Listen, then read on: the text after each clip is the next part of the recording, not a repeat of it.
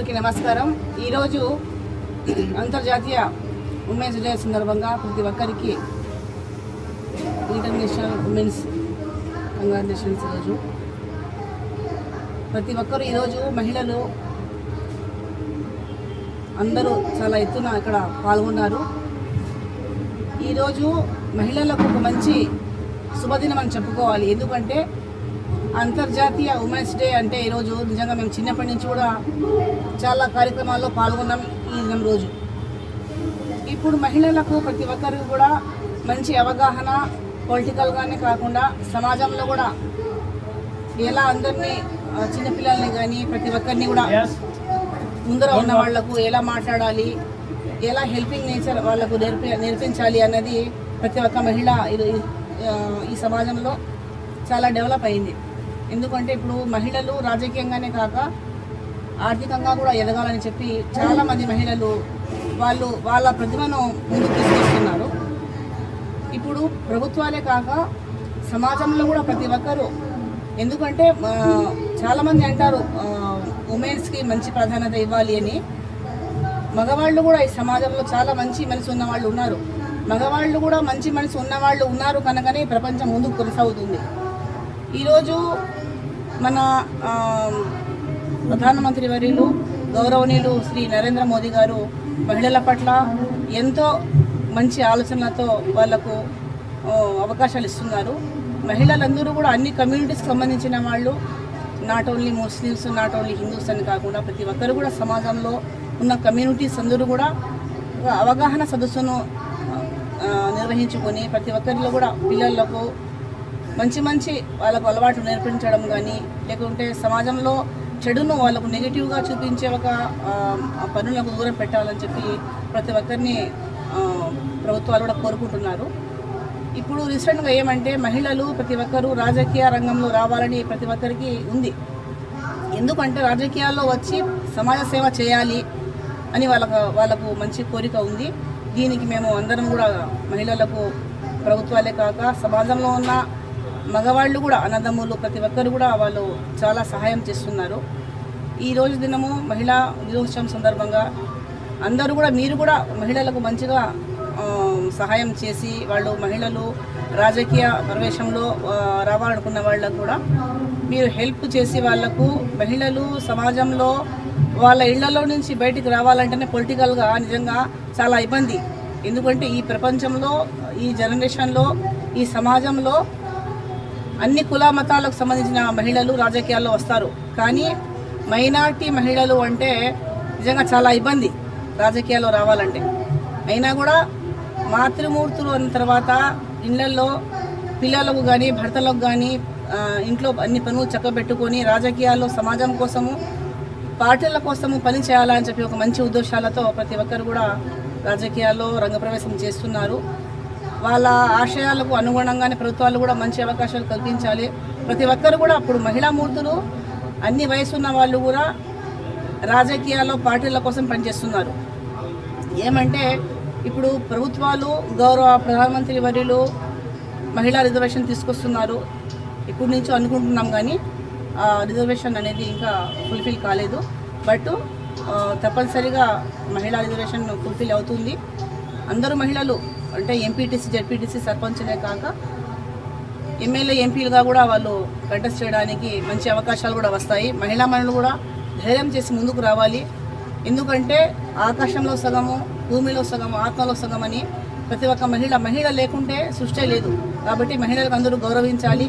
మహిళల పట్ల చిన్న చూపు ఉన్న వాళ్ళకి కూడా మంచి మనసు ఉన్న పురుషులు వాళ్లకు అవగాహన సదస్సు నేర్పించి మహిళల పట్ల వాళ్ళకు గౌరవంగా మెలగడానికి కూడా సహకరించాలని కోరుకుంటూ ఈరోజు మహిళా దినోత్సవం రోజు ప్రతి ఒక్కరికి కూడా నేను మహిళా దినోత్సవం రోజు కంగ్రాచులేషన్ చెప్పుకుంటున్నాను. సభాముఖంగా మీడియా మిత్రులకందరికీ మొదటగా నేను పేరున హృదయపూర్వక నమస్కారాలు తెలియజేస్తున్నాను. ఈ సభాముఖంగా ఈరోజు మహిళా దినోత్సవం శుభ సందర్భంగా నేను నా పేరు ఎన్ లక్ష్మీదేవి. నేను భారతీయ జనతా పార్టీ మహిళా మోర్చా అధ్యక్షురాలని, కడప జిల్లా. మీడియా ముందుకు రావడము ఈరోజే ఫస్ట్ టైము కనుక మీ అందరికీ నేను వచ్చిన శుభ సందర్భంగా అలాగే ఫస్ట్ టైంలోనే నేను వచ్చిన ఒక వారానికే ఈ మహిళా దినోత్సవం జరగడం కూడా చాలా శుభసూచకము, నాకు చాలా సంతోషకరము.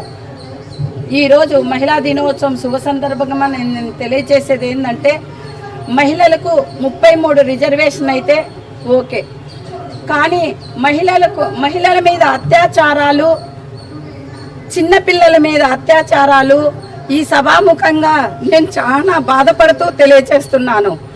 మహిళలకు రక్షణ చట్టం అయితే ఖచ్చితంగా కావాలి. 2 ఏళ్ల పాప నువ్వు హత్య చేస్తే ఈరోజు ధర్నాలు చేస్తూ రోడ్ల మీద మేమైతేనేమి బీసీ జనతా పార్టీ ప్రధానమంత్రి మన దేశ ప్రధానమంత్రి నరేంద్ర మోడీజీకి ఈ సభాముఖంగా హృదయపూర్వక నమస్కారాలు తెలియజేస్తూ ఈ మైనార్టీలకు కూడా ముందుకు రావాలి, ప్రతి ఒక్క మహిళ ముందుకు రావాలి, ప్రతి ఒక్కరూ ఇందు సందేహం లేకుండా ఎమ్మెల్యేలు కావాలి, రాజకీయంగా ఎదగాలి అనే ఉద్దేశంతోనే ఈ చట్టాలు ఇవన్నీ తెస్తున్నారు సార్. అందుకోసము ప్రజలకైతేనేమి, ప్రజా సమస్యలు అయితేనేమి, ప్రతి ఒక్కరికి అంతోదయ, ఎక్కడో వెనుక ఉండే వాళ్ళకు కూడా న్యాయం జరగాలి అనేది ప్రధానమంత్రి సార్ లక్ష్యము. కనుక మేమైతే చాలా గర్వపడుతున్నాము. భారతీయ జనతా పార్టీలో మేము మహిళా అధ్యక్షురాలుగా ఉన్నానంటే నేను గర్వపడుతున్నాను.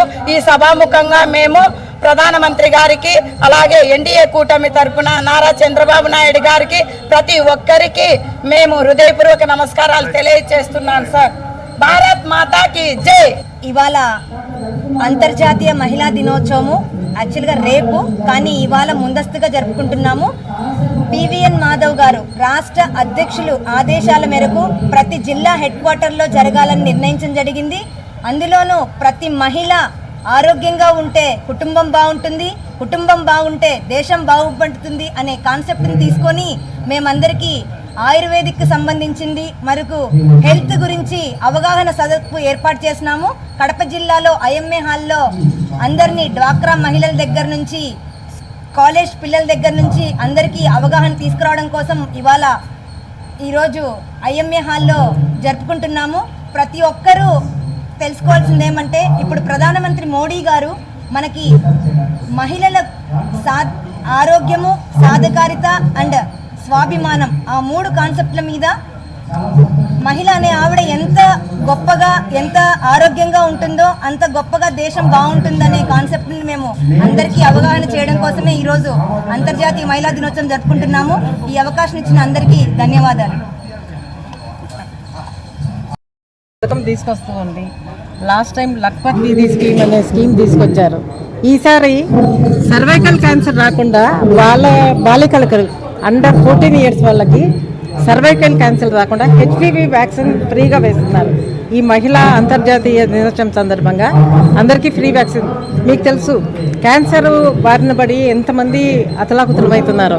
So prevention is better than cure అనేసి ఆ వ్యాక్సిన్ రాకుండా, మహిళలకి క్యాన్సర్ రాకుండా, సర్వైకల్ క్యాన్సర్ రాకుండా మహిళలు అండర్ 14 ఇయర్స్ వాళ్ళకి ఫ్రీగా అన్ని హెల్త్ సెంటర్స్లో కూడా సప్లై చేస్తూ ఉన్నారు. మనం చూసాం కోవిడ్ వ్యాక్సిన్ అప్పుడు భారతదేశం వ్యాక్సిన్స్ ఇంటర్నేషనల్ వరకు మనం సప్లై చేసాం. అలాగే హెచ్పివి వ్యాక్సిన్ గురించి మీడియా ముఖంగా అందరికీ తెలియజేయాలని ఉపాధ్యాయుల్ని, తల్లిదండ్రులని అందరినీ కూడా, పోలియో అనేది ఎంతో పెద్ద డ్రైవ్ చేస్తూ ఉన్నాం. అలాగే హెచ్పివి వైరస్ కూడా మీరందరూ మనమందరం బాధ్యతగా తెలియజేస్తామని ఈ సభ ముఖంగా మిమ్మల్ని అందరినీ కోరుతున్నాను. ధన్యవాదాలు. ఒక అమ్మాయి గర్భం దాల్చాలంటే ఏం కావాలి? శరీర దారిద్ర్యం ఉండాలి. వివేకానంద చెప్పాడు, ఈ దేశం బాగుండాలంటే నాకు ఒక 10 మంది ఆరోగ్యవంతమైనటువంటి వ్యక్తులు నాకు ఇవ్వండి, దేశాన్ని నేను మార్చి చూపిస్తాను అని. ఆరోగ్యం యొక్క విలువ అంత ఎక్కువ. మనం ఆరోగ్యంగా లేకపోతే మనల్ని ఎవరన్నా వచ్చి అటాక్ చేస్తే మనం వాడు కొడితే కింద పడిపోవాల్సిందే తప్ప తిరిగి కొట్టాలి. మనల్ని కాపాడుకోవాలంటే మనం కూడా ఆరోగ్యం కావాలి. ఫస్ట్ ముఖ్యంగా చదువుకునే అమ్మాయిలు చాలా సిగ్గుపడుతుంటారు అన్నం తినడానికి. శరీరము ఎంతైతే కోరుకుంటుందో అంత తినాలి, అంతకంటే ఎక్కువ తినకూడదు. దీన్ని మనం బాగా గుర్తుపెట్టుకోవాలి. నేను చదువుకునే రోజుల్లో, నేను డిగ్రీ చదివేటప్పుడు కూడా నేను బాక్స్లలో చూసా, ఇంత పెట్టుకొని వస్తారు సిగ్గుపడి. సిగ్గెందుకు? కడుపు ఎంత పడుతుందో అంత తినాలి. అట్లని ఓవర్ ఈటింగ్ మంచిది కాదు. నేను ఓవర్ ఈటింగ్ చెప్పట్లేదు. మనం శరీరాన్ని ఎప్పుడైతే కాపాడుకుంటామో దేశ విదేశాల్లో మన యొక్క అనారోగ్య సంఖ్యలు కూడా రికార్డ్ అయిపోతున్నాయి. భారతదేశంలో ఇంతమంది అనారోగ్యం పాలైన వాళ్ళు ఉన్నారంటే కూడా మన దేశానికి తెలిసిపోయింది. మనకి తిండి లేదా, దేశ విదేశాలకు పంచేంత తిండి మన దగ్గర ఉంది. ఒకటే చెప్తున్నా, ఇక్కడ వచ్చినటువంటి వాళ్ళందరికీ నేను, పెద్దవాళ్ళైతే అన్ని స్టేజ్లు దాటుకొని వచ్చాము, బీపీ షుగర్లకు దగ్గర ఉంటాము కాబట్టి మనదైన పద్ధతిలో మనం తినడం అనేది కరెక్ట్. కానీ ఇక్కడ విద్యార్థులు వచ్చారు కాబట్టి నేను ప్రత్యేకంగా ఏం చెప్తున్నానంటే, ప్రతిరోజు పోషకాహారం తీసుకోండి. ఆరోగ్యకరమైనటువంటి బిడ్డలు మీరు జన్మనివ్వగలరు. ఆ బిడ్డలు దేశ రక్షకులుగా మారుతారు. ఒక మిలిటరీకి పోయినా, ఒక సైంటిస్టుగా అయినా కావాల్సిన చాలా అంశాలు మాట్లాడాలని చెప్పాలండి. కానీ సమయాభావం వల్ల నాకు 5 నిమిషాలు ఇచ్చారు అధ్యక్షుల వారు. సో స్త్రీలకు ఉన్నతమైన స్థానాన్ని ఇచ్చింది. ఆ పాతకాలం నుంచి ఇప్పటి ప్రజెంట్ డేస్ వరకు కూడా మనం అనుకుంటూ ఉన్నాం, తరతరాలుగా స్త్రీకి ఏ స్థానాన్ని ఇవ్వాలో ఆ స్థానం మన దేశం ఇచ్చింది. పర్టికులర్గా మన భారతదేశము ఎక్కువగా ఉపయోగించేది ఆయుర్వేద వైద్యం. ఈ ఆయుర్వేద వైద్యం ఎక్కడి నుంచి వచ్చింది? ఆయుర్వేదం అంటేనే మన లైఫ్ స్టైల్, మన జీవన శైలి. ఆయుర్వేదం మొదటిగా ఎలా వచ్చింది అని అంటే పురాణాల్లో ఉందన్నమాట. దేవతలు, ఋషులు, రాక్షసులు, మీకు తెలిసే ఉంటుంది, పాల సముద్రాన్ని చిలికినప్పుడు అమృతం వచ్చింది అని. ముందు అలాహలం వచ్చింది, అంటే విషం వచ్చింది, తర్వాత అమృతం వచ్చింది. ఈ అమృతము ధన్వంతరి తీసుకొని వచ్చారనమాట.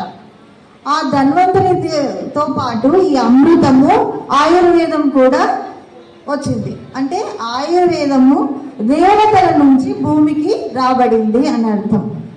ఆయుర్వేదం ప్రకారం మన శరీరం అంటే మన ప్రకృతి వాత, పిత్త, కఫం, పంచభూతాలు, సప్తధాతుస్ ఇవన్నీ మిళితమై ఉంటాయి శరీరంలో. ఇవన్నీ సమతుల్యంగా ఉన్నప్పుడే మనిషి ఆరోగ్యంగా ఉన్నాడు అని అర్థం.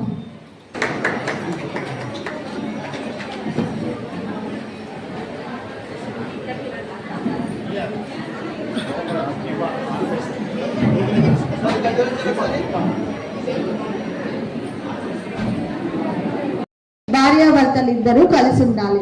అప్పుడే జననం అనేది మంచిగా ఉంటది. అవునా కదా? మనకు మంచిగా ఫీమేల్ కానీ ఎవరైనా పాపో బాబో ఎవరు పుట్టినా మన జనరేషన్, మన వంశం బాగా వృద్ధి చెందాలంటే వాళ్ళు హెల్తీగా ఉండాలి, స్పిరిచువల్గా ఉండాలి, సోషల్ యాక్టివిటీస్లో ఉండాలి.